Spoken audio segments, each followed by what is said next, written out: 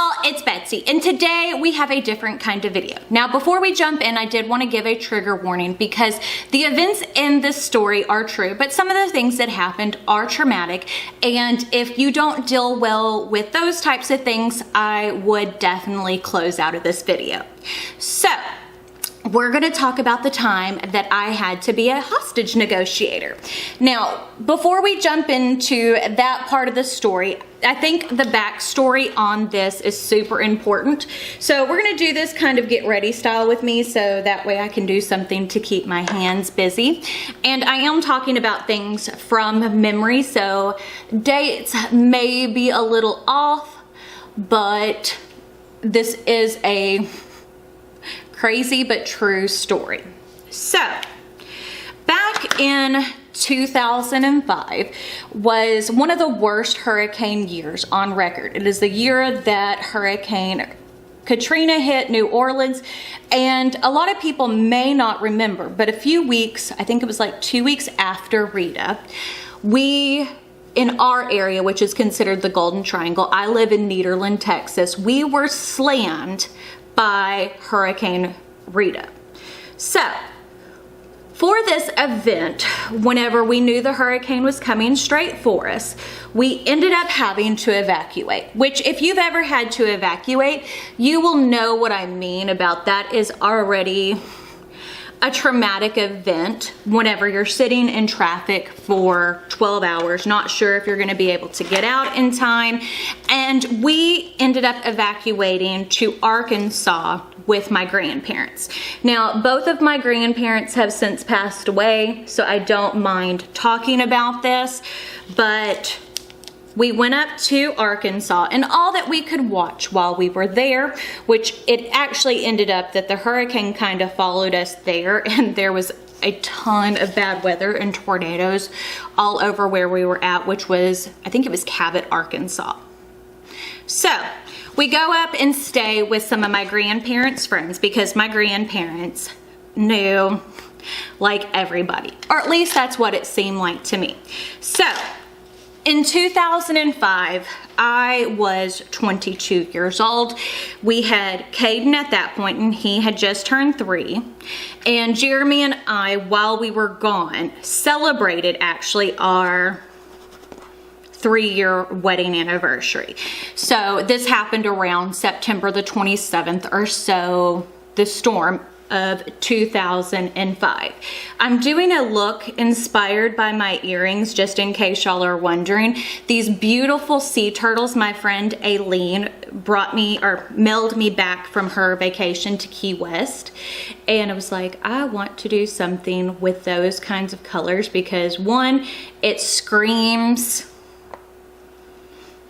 like fun and vibrant, and two, I do that where I tend to be a little matchy and I was like, these colors that are in here just inspired me. So, we evacuated with my grandparents to Cabot, Arkansas, which is a tiny little town. I think it's not far from Hot Springs, or I don't remember, what is the capital of Arkansas? I may have to look at that up. But we ended up going up there, and like we went and saw the Clinton Library and stuff that was there because there really wasn't a whole lot to do. But it was an extremely stressful time in our lives because, as I said, I was 22, my husband was 22, we had a 3-year-old. We evacuated with my grandparents. The storm followed us. I mean, as I said, you can look at the path of the storm, and there were tons of tornadoes and things like that. And I was like, this does not make me happy because the friends we were staying with of my grandparents, they lived in a trailer home and they raised emus, which was kind of odd. But so we were staying in a trailer house with tornadoes all around. So that did not make me the happiest. But you live and you learn, and you deal with things as they come. So this entire time, because the electricity and things like that were off down where we lived, so all that we could see was news reports, because we ended up being evacuated, I think, for about 2 weeks or so after the storm. I mean, it was bad. That was the storm. Jeremy's grandparents lived in Bridge City at the time, and their house flooded. It had, I think, 6 feet of water in it. Was it Rita that flooded? I think, yes, I'm pretty sure it was Rita that flooded theirs. There have been so many storms that sometimes things tend to run together. But I worked at a car dealership at the time. I sold cars, and like a tornado had come through my dealership, which was Twin City Motors, and I worked for the GM side at that time, and destroyed like our building and a lot of our vehicles and stuff like that. So there wasn't a whole lot to kind of rush back to, I guess is the best way to say it. With having a little one, trying to say like, oh, let's go back so we can be sitting there without electricity, food and stuff was hard to get a hold of. So we waited it out in Arkansas. And people that were in town, we had an apartment at that point, and we were sent pictures of like the window, one of the windows in our apartment was completely blown out. There was a lot of damage to a lot of properties, but Jeremy's parents' house was okay. And from what we could tell, for my grandparents' house, everything was pretty okay, other than their carport had fallen down, which had actually fallen down on my vehicle, because back then I didn't have a great vehicle, and so we took my grandparents' cars. So as you can imagine, whenever you're sitting away from home for weeks, a couple of weeks, and you don't know exactly what's going on, you know, you can only see what they're showing on the news, which at that point wasn't very nice, and it wasn't encouraging, like, to me at all. Parts of it, I mean, it was scary.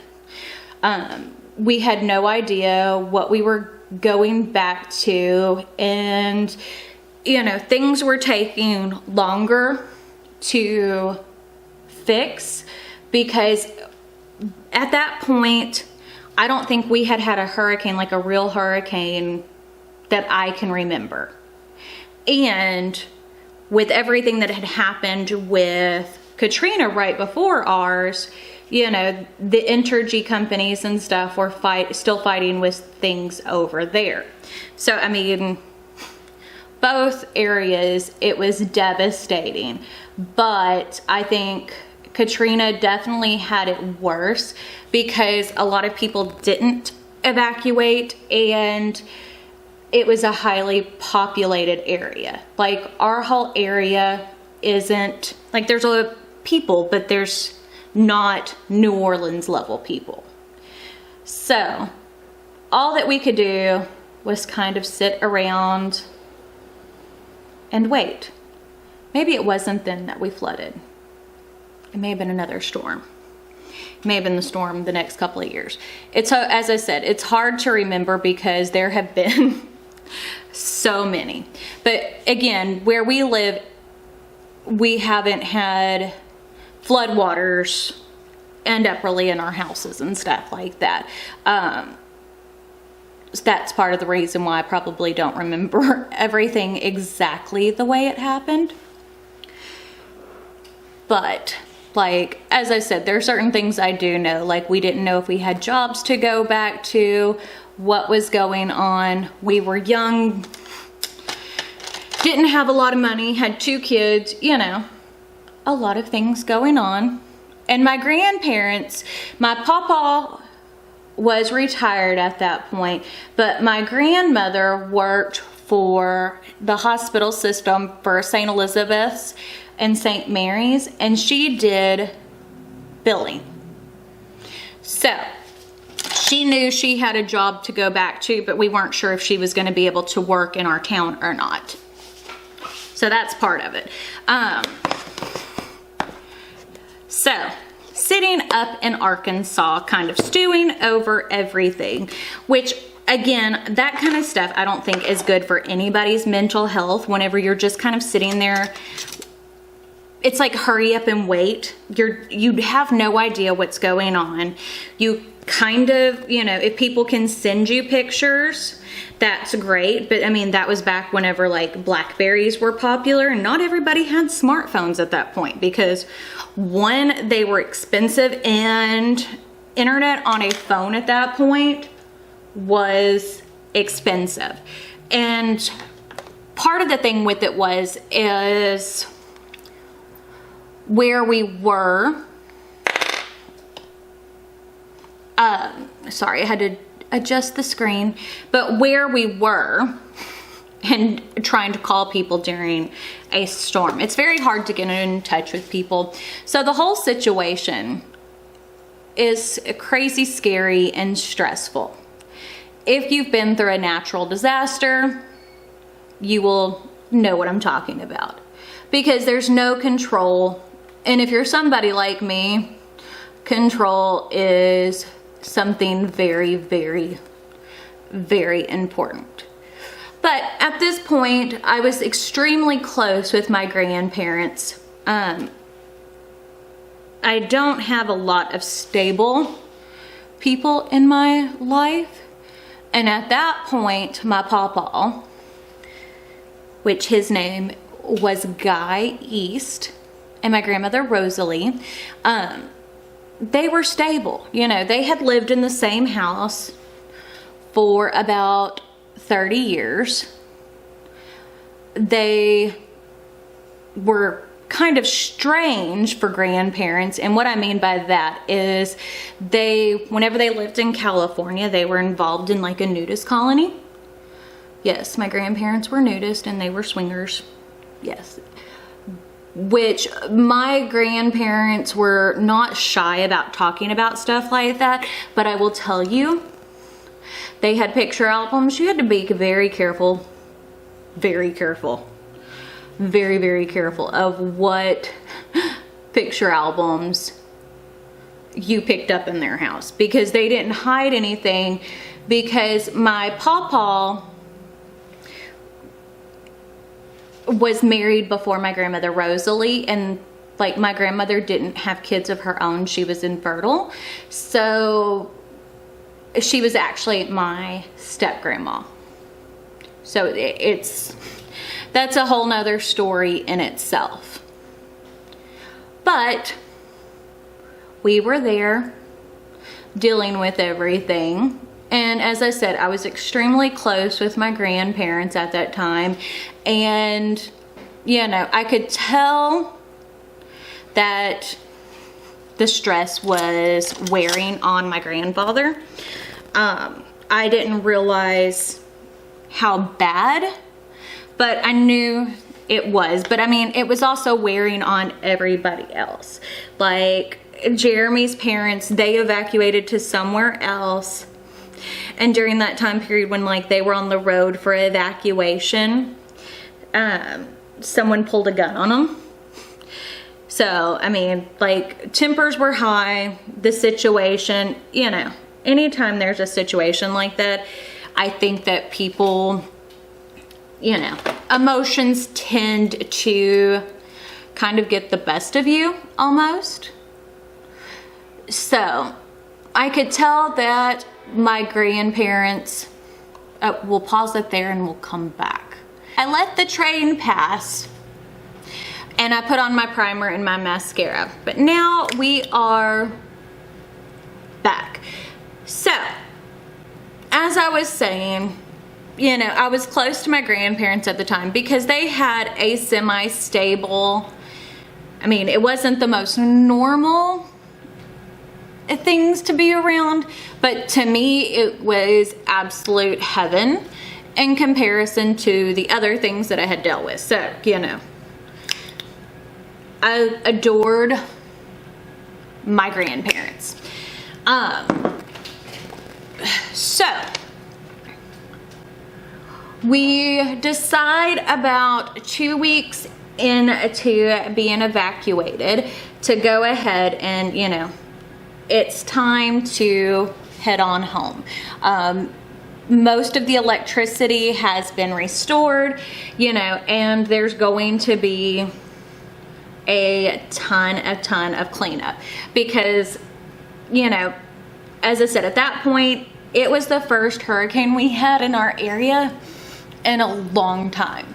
So it wasn't something that we were super used to dealing with back then. I mean, we had tropical storms and stuff like that, but I think I can only remember having to evacuate once in my life before this. So it was pretty traumatic. There was a lot going on, so we decide to make the drive back home because a lot of the power and things had been restored to our area at that point, to now start assessing the damages. Because during something like that, even when you don't think about it, like, we didn't clear out the fridges or freezers or anything like that because, you know, again, it wasn't something that we were used to happening. And typically whenever we had to leave, you know, it just wasn't typically super bad. So we knew that there was going to be a mess alone from, you know, just food and stuff like that. And animals. So I think the drive, was 12 hours or so that we had to drive back to our area from Cabot, Arkansas. So the drive back wasn't completely uneventful, but it wasn't like anything terrible either. Again, I don't think anybody was in a great mood at that point. I just think that everybody was dealing with the situation, that there was a lot of things going on and a lot of unknown. So with that being said, it was like, okay, how do we fix this? Because we had already been contacted at that point, Jeremy and I, that our apartment complex, our building that we were in, was condemned, because not only was like so many of the apartments was destroyed by the storm itself, there is actually ended up being 2 fires in that apartment complex as well. So we had to deal with all of that.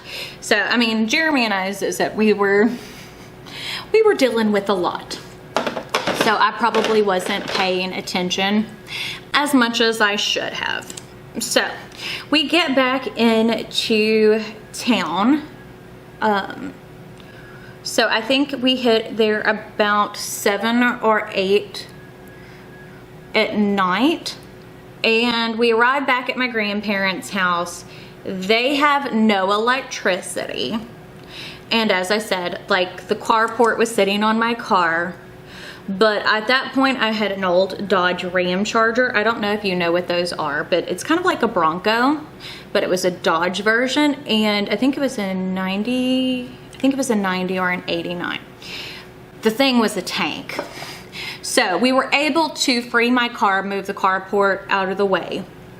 And we invited my grandparents to come stay at Jeremy's parents, because that's where we were going to stay, because we had a 3-year-old, and I loved my grandparents, but one, we had been on the road and we needed to rest and try to go assess the damage at our place to see if we could kind of even get in and see what was going on, because as I said, our apartment the building was condemned at that point. So we leave to do that, which didn't make my papa happy because he wanted us to kind of stick around and kind of start helping with cleanup immediately. But one, it was dark. So that was definitely probably a no-go because, you know, nobody's been here in 2 weeks. Even if everything kind of went through seamlessly, not being somewhere for 2 weeks with power being off, you know, things are not going to be in the best position at that point. So my grandfather was not very happy with us that we ended up leaving because we wanted to get Cayden to Jeremy's parents' house and assess the damage that we had to deal with as well. So we leave, which we did invite my grandparents, as I said, to go with us because, yeah, I mean, I didn't want them staying there with no electricity and trying to do that stuff by themselves, especially because with everything that happened, you know, what's one more day? But to my grandfather, that was the end of the world. I don't know why I keep saying my grandfather. I called him Papa. My Papa East. So we go and stay with Jeremy's parents, assess the damage to our apartment, which was not great. The amount of food and stuff like that we lost alone was crazy.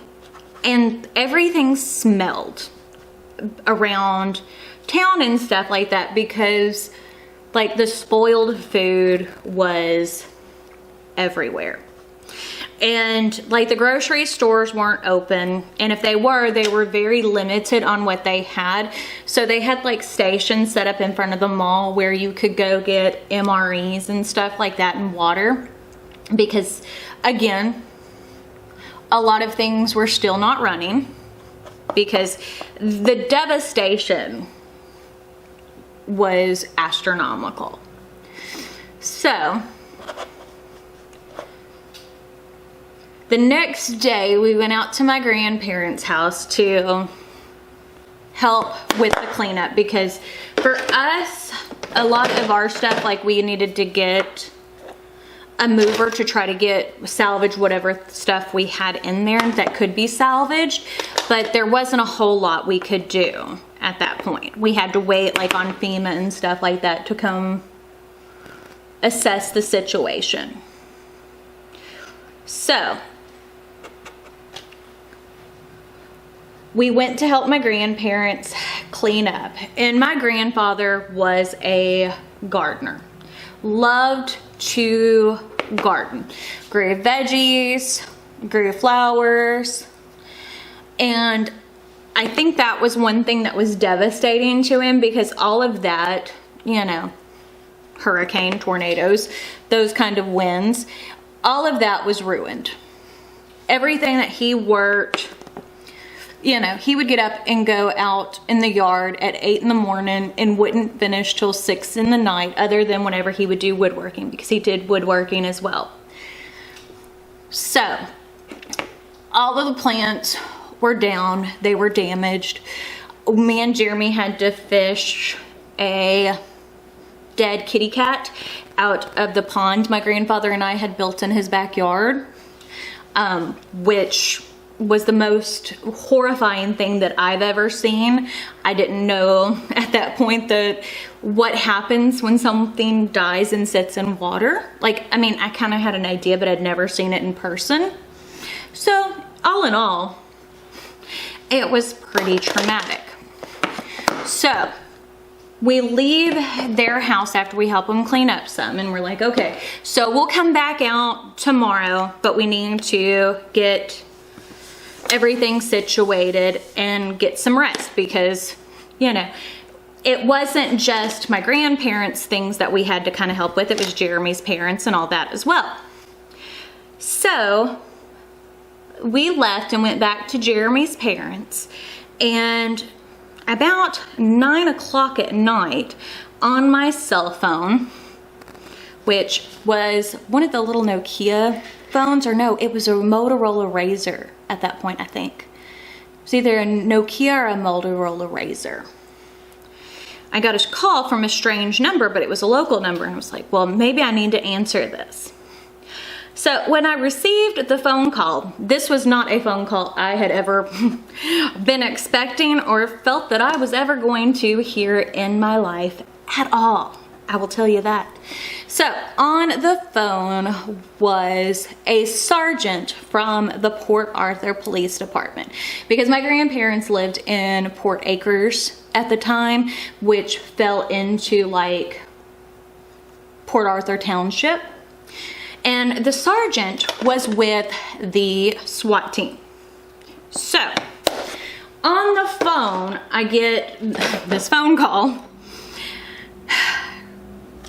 The sergeant, I don't remember his name, was like, okay, so we're here on Diamond Avenue in Port Arthur, and we got your number from your grandmother. She is on her way to the hospital, and we're trying to get your pawpaw, your grandfather, out of the house. And they were like, can you come and talk to him for us? It's like, well, yeah, that's my pawpaw. I'll come and see what I can do.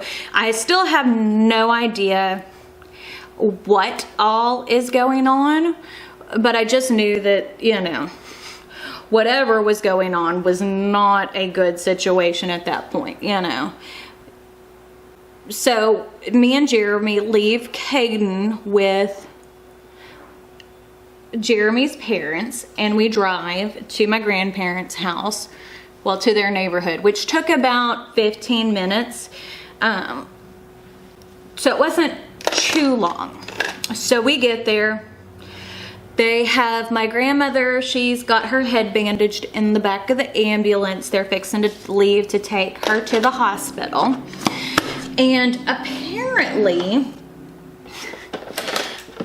like after I left, all hell broke loose. My grandparents ended up getting into a pretty bad argument. And I guess from PTSD, because that is a real thing, my grandfather, you know, kind of lost it. Again, when you're dealing with highly stressful events like that, it can happen to anyone. The man, who was never violent before, though, was mad at my grandmother. And they had been working on something, and he hit her in the head with a hammer. Well, she's able to get away from him and call the police. Well, whenever she called the police, he started threatening to kill himself and all this other kind of stuff. With the SWAT team got called outside of his house, all this other kind of stuff. So they called me to see if I could talk him into coming out peacefully. Because when we got there, you know, they're bandaging up my grandmother. And like when we started talking to the sergeant, because when we get there, like, you know, those tanks that they have with the SWAT team, they have the SWAT team there, the tank thingy there. They're putting together some big, massive gun thingy. I think Jeremy said it was like a 50 caliber. I don't know anything about guns, so I have no idea. Like the sniper people.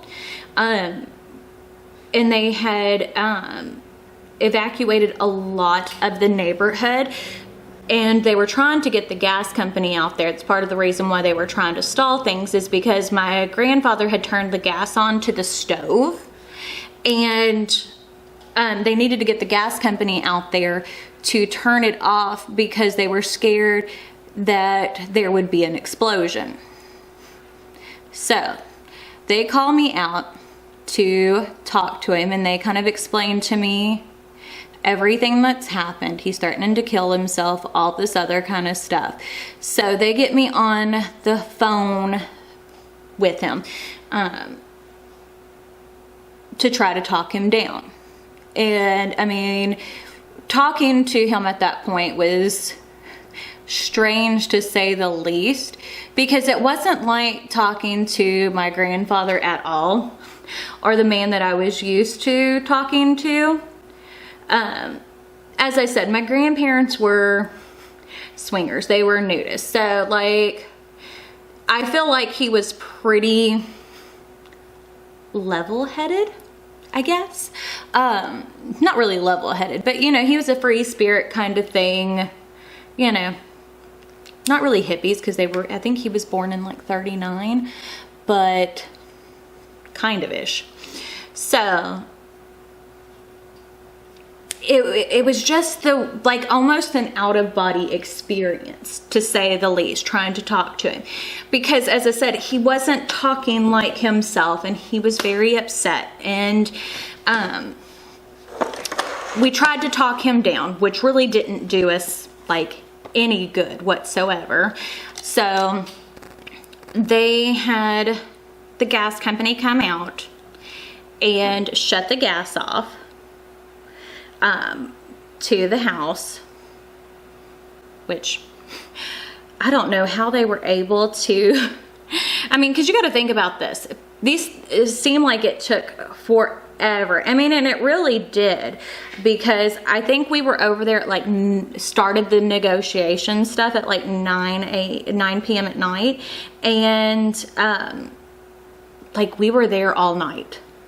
So I still don't know how they were able to get someone from the gas company over there. You know, it's the middle of a storm, that kind of thing. To get the gas off so quickly.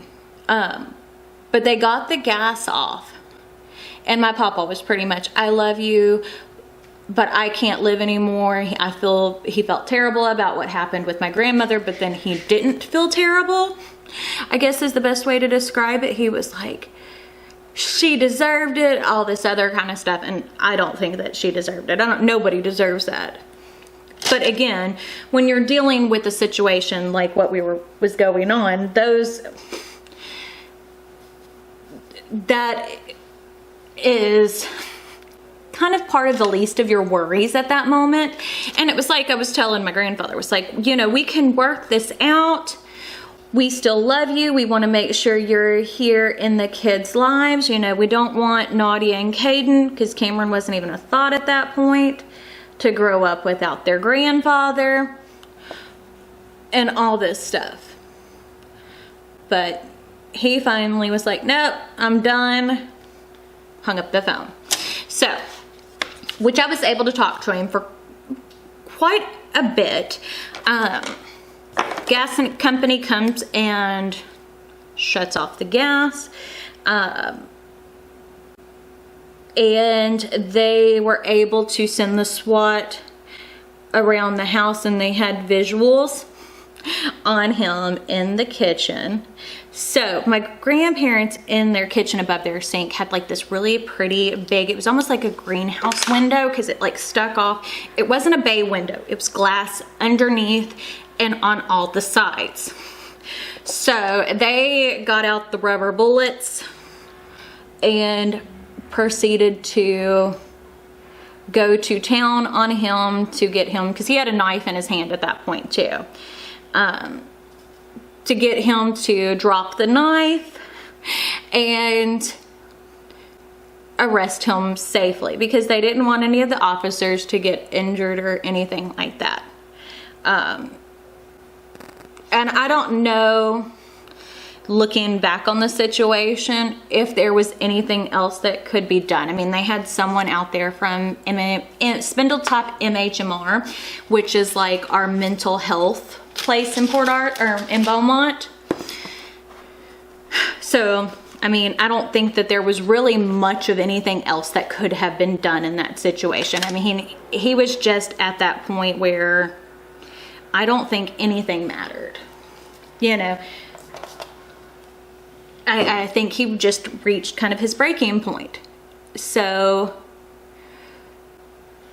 they go in, they arrest him, and like we lock up the house and have to leave. And And then a couple of hours after that, which that was already crazy enough, my grandmother's at the hospital and she's calling. She's like, hey, I need you, in case they release him, I need you to go in the house and collect all of his guns, which we ended up having to break into the house to collect his guns. And then he ended up in jail. Now, while he was in jail, my grandmother did end up filing for divorce from him. I completely get it, because at that point, I don't think there was really anything to salvage at that point. It was it, you know, and he wasn't the same after it either. Like, the fun-loving, thoughtful man that I knew was kind of no more. And left in his place was this bitter old man who didn't know how to handle anything. I remember he got so mad at me when he was in jail, because I would go visit him in jail, which I had never been. Even though my family is full of criminals, I had never been to like a jail before. I've never went and visited anybody in jail or in prison. So, like whenever I'd go visit him, he would get mad because I wouldn't bring Caden up there. I was like, Caden's little. I'm not bringing him here until... It was disgusting. Like the grossest place I've ever been. So that was just like a no. It's like, I grew up in dysfunction and I try to keep my kids from seeing it as much as possible. So he got mad at me about that. He got mad at me because I wouldn't bail him out. Because I was like, I don't have anything collateral to be able to put up for your bond. And I was also worried because like when I'd go visit him in jail and stuff like that, he was so angry. Like, I figured he needed some time to cool off before even thinking about leaving the place. So that is the story of how I was a hostage negotiator. Not a turn of events that I would ever expect to deal with. Not something I would ever really wish on anybody else to deal with, because as I said, the situation was hard and, you know, emotions were high and there was so much going on that I don't know what that could have been done to make it where it wasn't like, because I felt like it was almost inevitable at that point because he had reached his breaking point. I don't know of anything that would have alleviated the situation, but that's kind of where we are on things. And I can't dwell on the past of it, but you know, it's one of those things. It's like, I realized at that point that it doesn't matter who you are. And you may think that you would never, but you know, there's no telling what situation could push you to that point. So I have learned, you know, try to stay calm and don't dwell on things as much as possible during like emergency situations, because it goes crazy. But I guess that's it. Let me know what you think about the story down below if you're interested in hearing more, because as I said, I've had a lot of things to deal with in my life, and it's kind of, I don't mind sharing because I feel like, oh, well, I've been able to overcome all this and, you know, have a happy, healthy relationship with my husband, a happy, healthy set of kids, you know what I'm saying? So I feel like I've been able to overcome a lot of the things that I've had to deal with in my life. So hopefully that kind of helps. But I guess that's it. We'll see y'all later. Bye.